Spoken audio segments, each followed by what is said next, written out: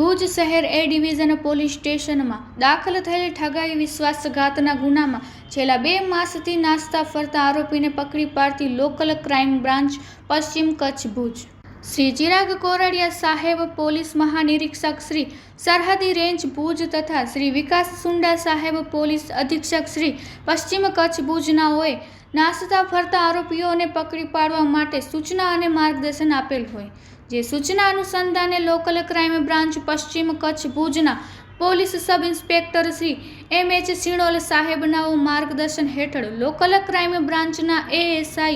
અનિરુદ્ધસિંહ રાઠોડ, સંજયદાન ગઢવી તથા police head constable Ranjitsinh Jadeja, Jaydevsinh Jadeja તથા કાનજીભાઈ ડોડિયાનાઓએ ભુજ શહેર તથા તાલુકા વિસ્તારના નાસ્તા ફરતા આરોપીઓની તપાસમાં હતા. તે દરમિયાન ફરતા રણજીતસિંહ જાડેજા તથા જયદેવસિંહ જાડેજાનાઓએ સંયુક્ત અને ખાનગી રહે બાતમી હકીકત મળેલ કે ભુજ શહેર એ division police station part A